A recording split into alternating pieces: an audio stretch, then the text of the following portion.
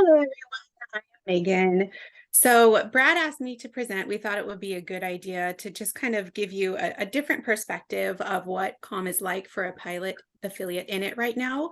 And I will be very honest, we are one of two affiliates it is not working well for as far as the direct marketing revenue piece. So, there are a lot of other pros to the program, but what you find on My Habitat can be a bit chaotic. So we thought it would be really helpful to go over what COM is right now for the 30 pilot affiliates and then what it's going to look like July 1st when it becomes 2.0 for everybody, what those options are. And then I'm going to go through in depth about the issues that we have faced as an affiliate and how HFHI has addressed them or how they're going to try to address them in the future.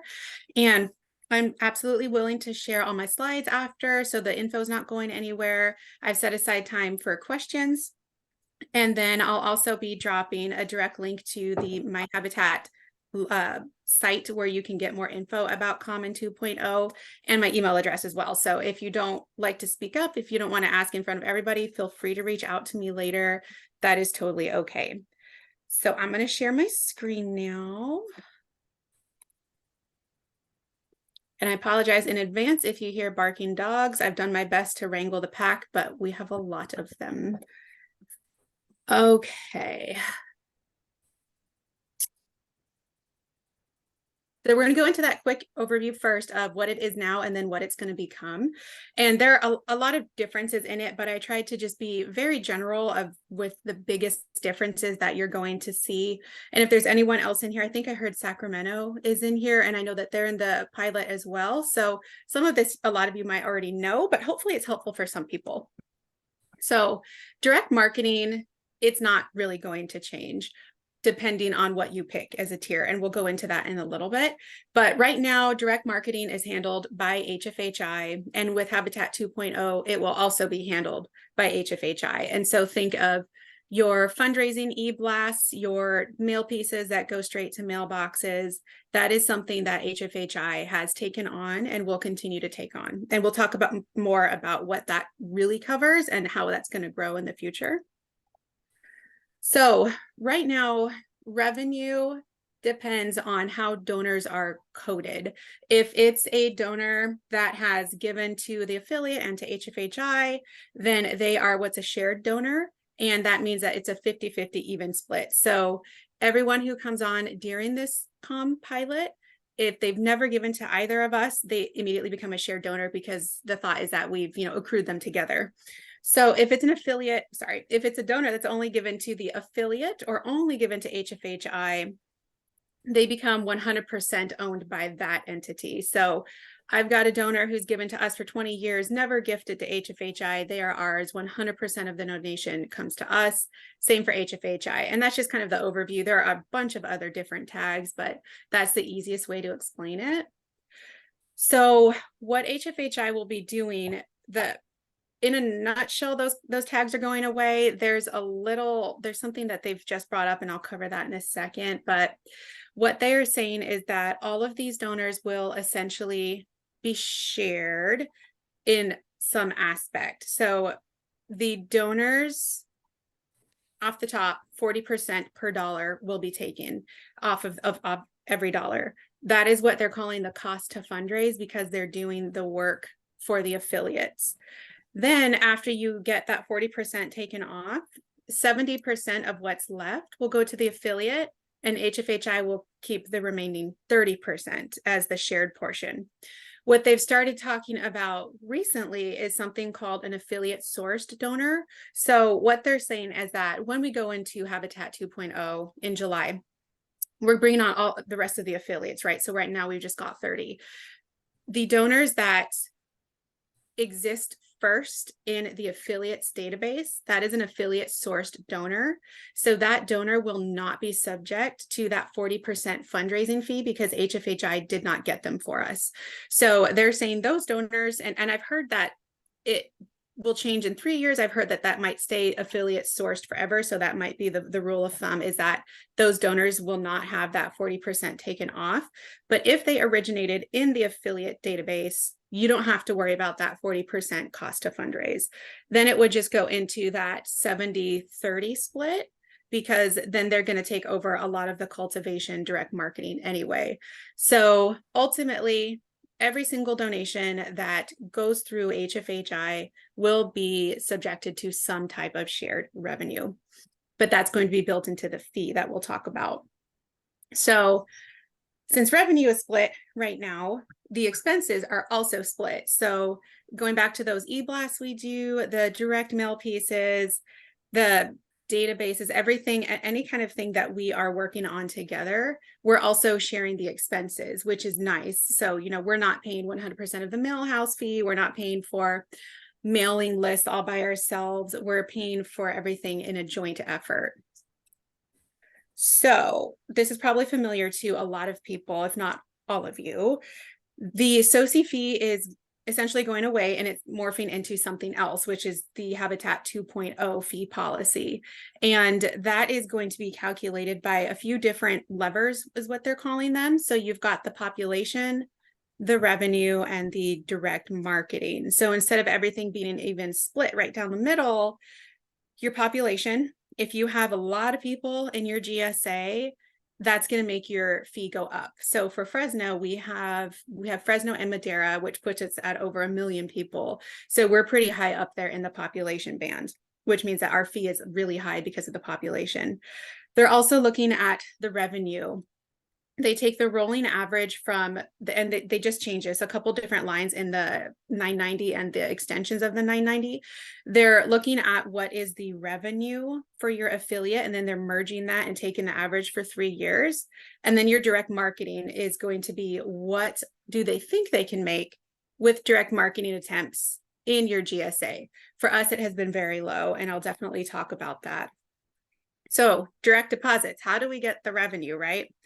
Right now, they transfer it to us every month, but it is at a delay of 2 months, which is a pain point that I'll go into as well. What they are talking about is they will instead just keep the revenue that comes in, use it to pay your new 2.0 fee, and then they will either transfer you the rest if anything is remaining, or if nothing is remaining, you will still owe. So that is, and that's going to happen each quarter. So instead of monthly, you're looking at those quarterly invoices if there's anything left, or a quarterly transfer of revenue. For us, as an example, it was going to be, I think, 2 months we would get maybe $2,000, and the other 2 months we would have to owe. So it definitely wasn't a benefit going to the quarterly. So what they have talked about, because the fee is, I believe it's increasing for every affiliate, and in a lot of cases, it's really painful. So they are talking about letting affiliates choose how to roll into that full fee. And they've broken it down into 3 pathways. You've got path 1, where you're going to start at 30% of the fee, but you don't receive any of the direct marketing that they're doing in your area. And then they're saying for 30 years, you're going to stick with that 30%, and then they will reassess depending on your situation if you can bump up to the next level, or if you still need more time for that 30% because it's such a heavy burden for particular affiliates. Path 2, you start up a little higher at 40%, and you get 30% of that direct marketing revenue, and path 2 is going to increase every year. Path 3 is the one where you just dive right into it. You're paying 100% of that fee, and then you're going to receive that 70% of the net direct marketing revenue that we just talked about. The thing with path 3, and this is the one that I recommend if you have the ability to make that lift financially, and it is because only affiliates in path 3 get to participate in the data exchange. So if you do path 1 or path 2 for 3 years, you get absolutely no data. You don't get any of the benefits that come with the direct marketing. Right now and in the future, affiliates who do path 3, they get to participate in the creative content. So you get to submit localization pieces when it comes up. They will ask you to proofread, hey, here's the mailer that we're going to send out. Affiliates, please take a look at it. Make sure there's nothing wonky with the wording. You don't get to do any of that. So once you do get into path 3, whether you go right in or you just roll up to it, this is where you get to choose your collaborative fundraising tier. And this is what COM is right now. So your universal tier, this is where you can say, we're paying the fee 100%, but we want to opt out of the data. So your universal tier, not much is going to change for you, except that you will get those net direct marketing funds and you will continue to not receive any data. You will have to, if you would like to receive, like if you want to do any kind of direct marketing, it is up to you. You can still do it, but you are now competing. So we're going right back to the problem we have right now, where HFHI and affiliates are fundraising in the same area. And the whole point of, COM and 2.0 is to get rid of that competition. The universal tier, you're saying we don't really mind about the competition. We don't want the data. We just want the net DM funds, but you are still paying that increased fee. So this is really, the universal tier is going to be beneficial for affiliates that really don't have the staff capacity right away, because it is a heavy lift time wise and data wise to get this program running. So you can choose your other tiers, and these are the ones where you can actually start to participate in all of the benefits that come with 2.0. So of course you get those net DM funds. You do receive that donor data. You participate in the DM effort. So that's where you're looking at those creatives. And then you get major gift prospects. So all of this is really helpful. A lot of people tend to focus on, well, what kind of revenue does it bring in? For our affiliate, it doesn't really bring in much. So we focus on the other benefits of it. We're receiving that donor data. As a person who manages the individual donors in our affiliate, I want that donor data, because like right now, I'm sitting right next to a pile of holiday cards, because last year we got over 400 new donors and most of those were from COM. So this giant stack of holiday cards that I'm already working on, I started the first week of October, is so that I can get them all out in time for December. So that donor data, I am in there, I am updating their records. I am marking, talk to them on the phone. This is what they really like. You start to exchange that with Habitat International. You also get email addresses, which is really helpful for when you have events. So, even when Habitat 2.0 launches and you can't fundraise in specific capacities, you can still fundraise through events. So it's really helpful to get that data. And again, the creatives, there are options for localization. So if you pick that universal tier, you don't get to do that at all, because there's still going to be fundraising in your backyard. You're going to be competing.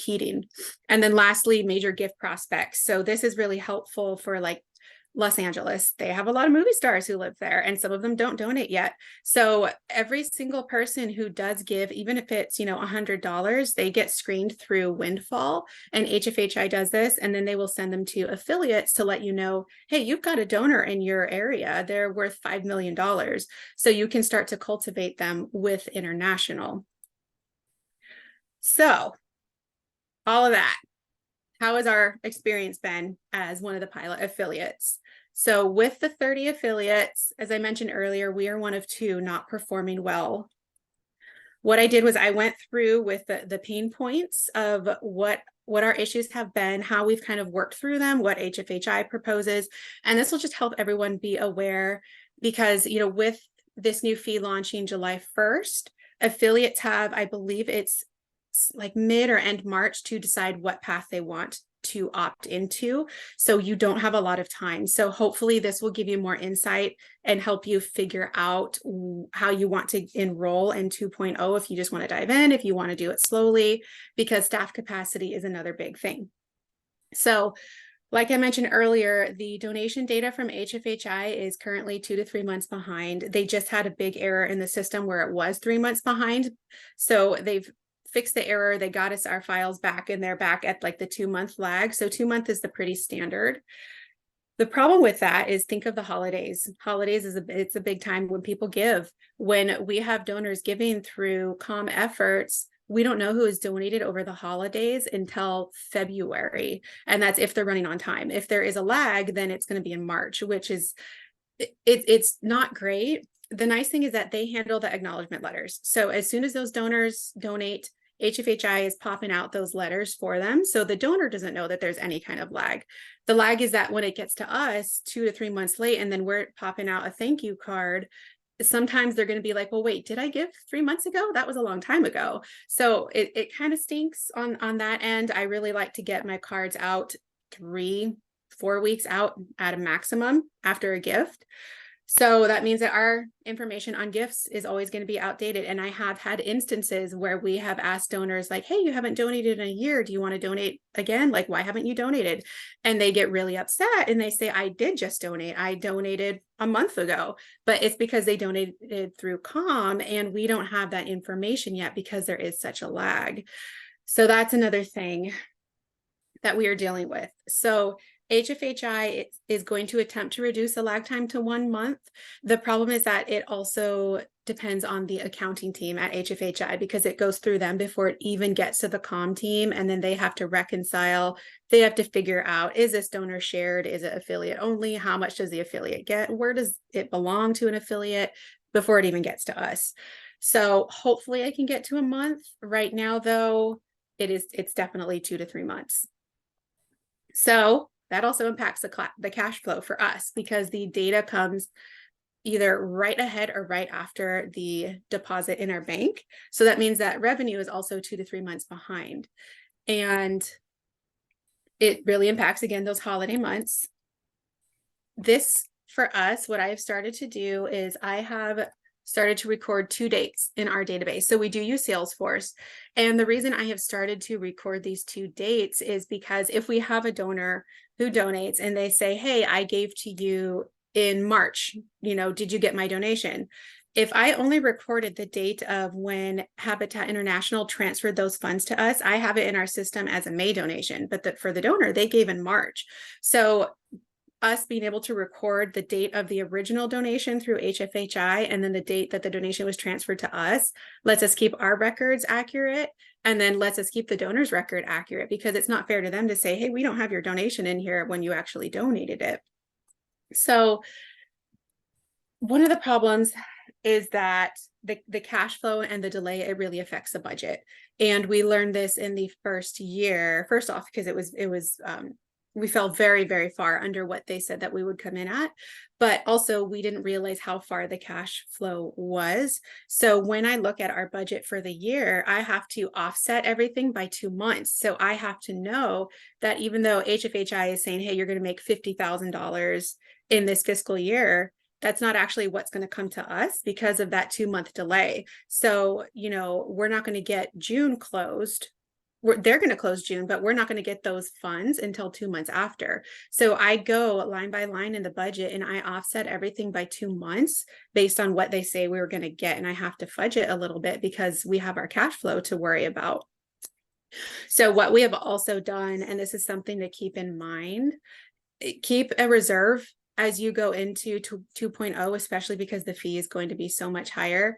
Keep a reserve if you can, so that if you have a shortfall in the budget because you don't meet what HFHI says you will, that'll help it too. And then if there's a bigger delay, they're going to the quarterly invoicing.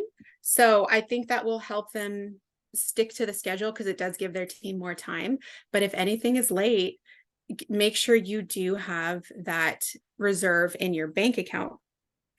So what they're recommending, and I mentioned this earlier, is that now they're going to that quarterly one where you might not get any type of revenue transfer at all because they're keeping it to pay your fee, and they might still invoice you for anything that's left. And again, that invoicing is going to be for the direct marketing program itself, for all the resources that they're providing, for the mailers, for the third-party vendors, for Blue State is the email vendor, so for their fees, because right now we get them quarterly, but they're going to invoice everything in a big chunk. So start thinking about what will it mean if we not only get a 0 revenue transfer for the quarter, but we still owe. That can be pretty tricky to accommodate. So the frequency has been a big problem at our affiliate. Our donors are not happy with how often they are being contacted. In the past, we would send out a newsletter every month to every 2 months, and then we would do direct marketing pieces to their mailboxes, maybe like 3-4 times a year. So now they're getting 70 emails. And this is, again, so I didn't mention this, but the frequency does vary. There are a couple different tiers that you can pick from. We are on the lowest tier. So generally speaking, 70 emails a year, 21 mailers for existing donors, 8 mailers for trying to acquire new ones, which are also, of course, the most expensive, and then 11 mailers for donors who have lapsed and we want to bring them back. It's a lot. It's a lot, especially for, our donors who are used to getting, 8 to 12 emails a year. It's a lot. We have received negative feedback that has been passed on to HFHI because our donors are very unhappy with the rate that they are being asked to donate. And there are some weeks where, especially near the holidays, it might be 4 to 5 times a week. Earlier in the year, we have some challenges where it's 2 to 3 times a day, especially if these donors aren't opening their emails, then it tells the system, well, they haven't even opened it, so we're going to hit them harder. Our donors don't like it. So this next one right here, the 75% decrease in our email audience is really big. I tracked what we were uploading to the program and what the rate of unsubscribes were based on that chunk of emails that I uploaded. We lost almost 75% of those emails. Now, I will say probably about 15 to 20% because of hard bounces. So just really, bad emails, people who have deleted their addresses, those were hard bounces. So even if you take 50 to 20% out of that 75%, it's still a lot of emails. And so because of it, our audience has been dwindling and our email fundraising efforts, let me see. I think we've gotten 2 email donations in the last 3 to 4 months with all of the e-blasts that they're sending out. So they just are not strong for us at all. So HFHI has discussed in the future providing an even lower frequency option, and maybe they'll start purchasing email lists to add those to beef things back up. We did have one instance where the solution at the time was to add instead of unsubscribe, it was, change your mailing frequency. And so we did have, I want to say it was 8 donors who took advantage of, I want to receive less emails. And then after about a month, 5 of them just unsubscribed altogether. So it still did not work for us, unfortunately. All right, now we're going to talk about those restrictions and what it means when you do participate in tiers A, B, and C. There are a lot of restrictions. You can no longer fundraise in most capacities, and they will be adding more. So what's nice is that you do get input. It's very collaborative. They reach out to you, like I mentioned earlier. Is there anything funky in this wording that you guys want to change? Do you want to add localization? You don't have to, but you have the option. They will send out emails, surveys, and attached to the quarterly emails that are coming out and ask for you to give your input. So it is collaborative, which is great.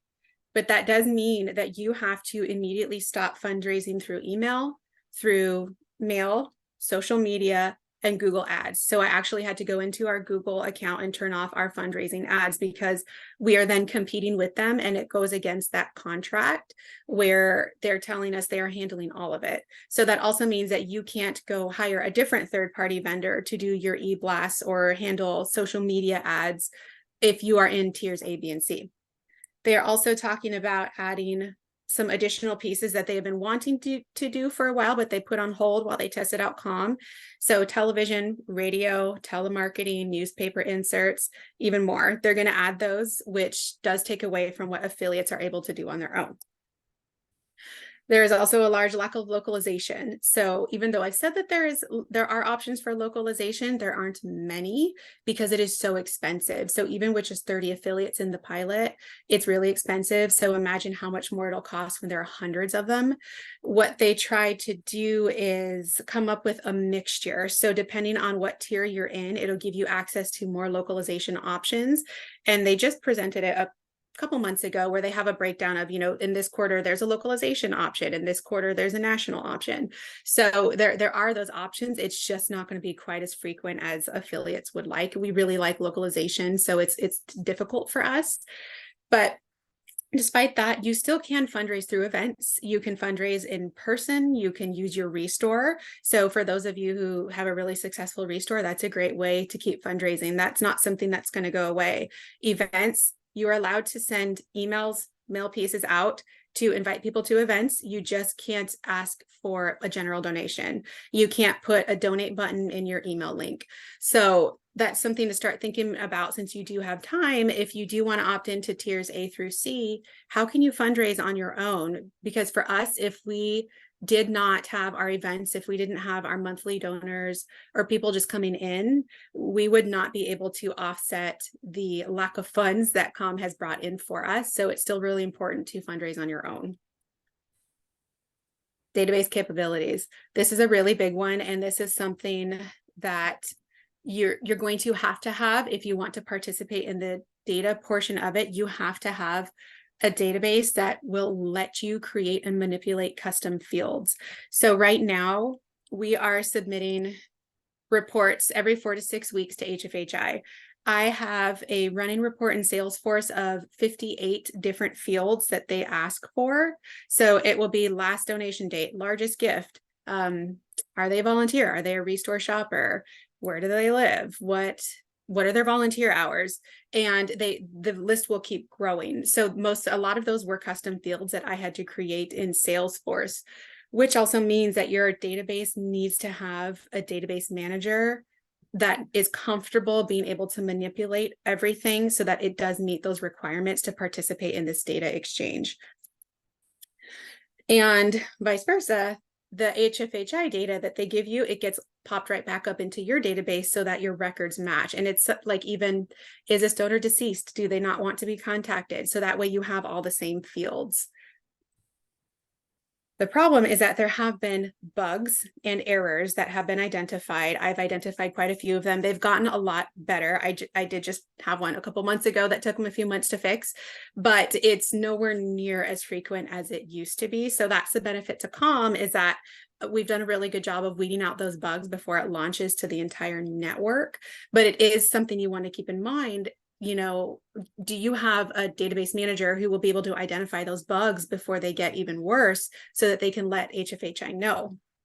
So what HFHI is working on is they do have training tools, but they are also going to be putting together a series of training videos.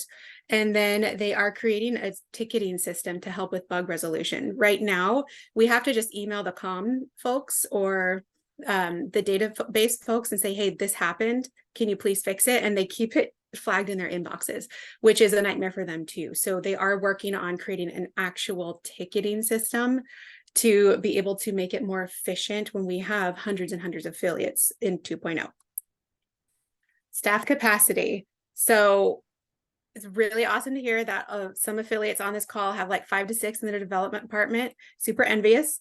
But if you are really short-staffed, it's going to be a heavy lift in the beginning. So that first year, you are getting your database ready. You are figuring out how to import, how to export. What do I look for? What do these reports mean? How do I make this process easier for me? It took me about 70% of my time in that first year to get everything put together. And so we have, I want to say, over 25,000 constituent records in Salesforce, and that's just for the constituent file. There's also what they call a transaction file, which is the file that has all of the donations. And we have, I want to say, almost 14,000 in there. So it's a lot of cleaning. And even to this day, I'm still trying to go back and make things a little bit better as I have time.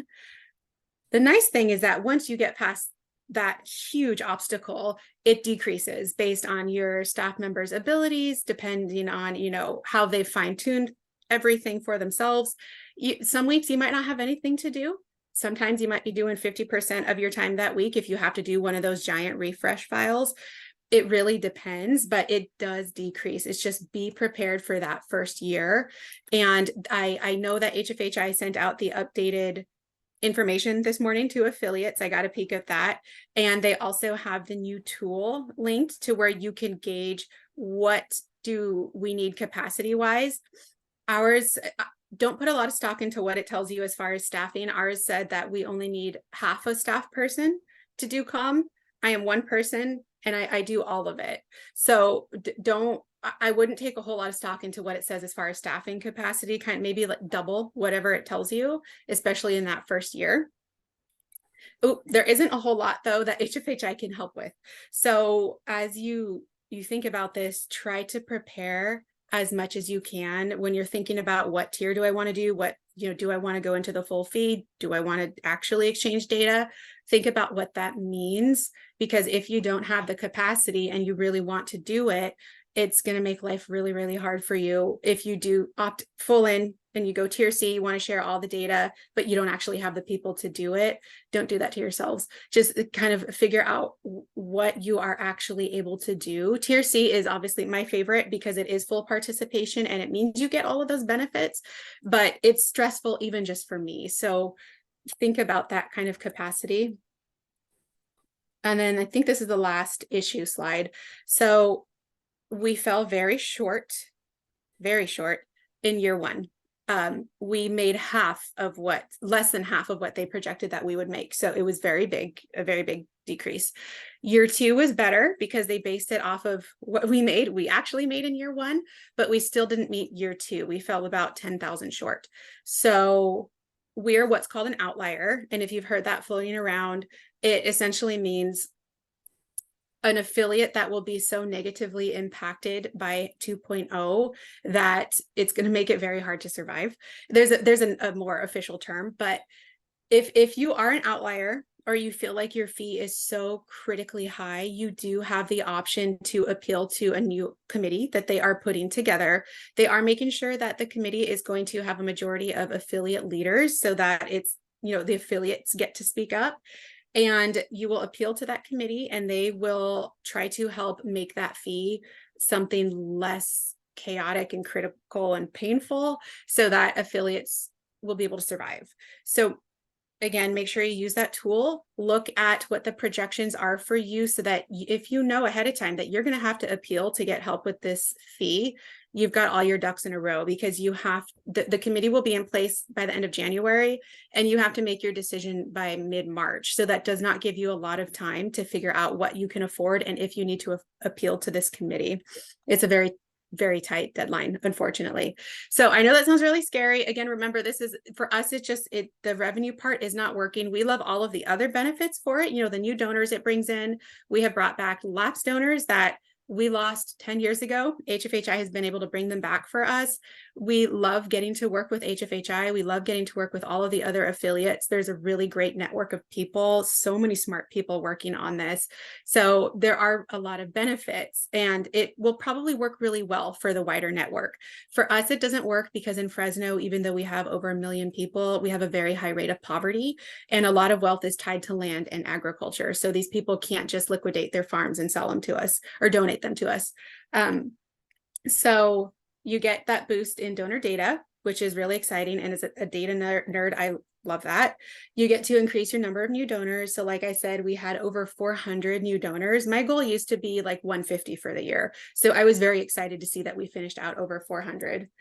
You get access to more fundraising methods. So even though it sounds like, oh, they're taking all this stuff away, it's really cool because now you get to do national TV. You'll have telemarketers, newspaper inserts that they will be taking advantage of and giving to the affiliates to benefit from. You're going to reduce donor competition and confusion. We're all really familiar with that. Donors think that everything they give to HFHI comes to us. They don't understand that it doesn't. It is still an issue. This is really going to help. We're going to have that cohesive messaging between affiliates and HFHI. The whole thing is, one organization so that we do stop that competition because it's not fun. We're going to reduce the time spent on marketing creatives and mailing lists. So our other counterpart who's not here in this meeting, but he and I used to spend a lot of time paying for databases to where we could go purchase lists, putting them together based on zip codes, filtering out 12,000 records, sending them to the mailing house, coming up with the creatives, coming up with the layouts. So you don't have to do that anymore, which is really nice. And then you get access to those high net worth donors that we talked about earlier, where they might be worth 3 to 5 million. So you can start to cultivate them and hopefully it'll pay off in the future. And then again, the large network is really nice. It's nice to have other people to talk to and troubleshoot problems with because you are not alone. And that is it. So if you have any questions, feel free to ask me right now. I'm going to drop the link into the chat for the resource development hub where they have all the collaborative operating model pieces because my habitat is pretty messy to look at. So if you don't know where to go, that is the link. And then my email address, here you go. Feel free to reach out to me if you don't want to ask right now, but I will open up for questions.